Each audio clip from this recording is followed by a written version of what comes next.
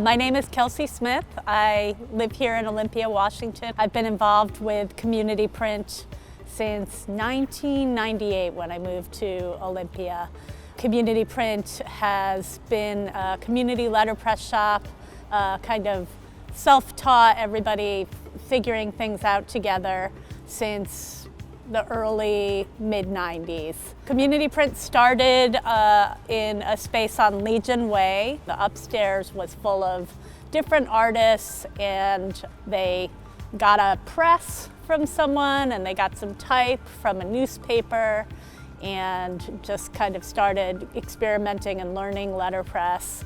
Lots of informal teaching. People call me the community print mom because I'm the one that sort of cares about it. And we were in this space over here. It was a morning in mid-December. I was getting on the bus and I got a phone call from my friend, and she said that our building was on fire, that she didn't know the extent of it, but that it was really a huge fire. It was so intense that the fire department was battling it for over 6 hours, I would say. I didn't know if there were people in the building. I didn't know if my friends were okay. I didn't know the condition of community print. I was worried about my space mates. I was worried about the other businesses in this complex. We were kind of building something really special on this block. This put a stop to it in one morning, basically. And then several days went by, and we knew that people were safe, but we weren't able to come into the building. It affected the businesses across the street. You can see the hung right doors sign is buckled from the heat.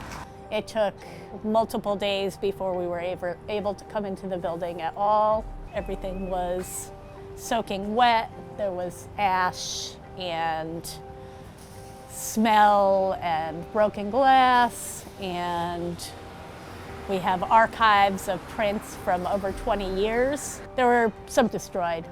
There were big windows right here where you could look in and see the presses. And we would get people kind of coming by. We would get, older. We had lots of creative young people who were interested in kind of learning how to make posters, learning how to make broadsides, cards.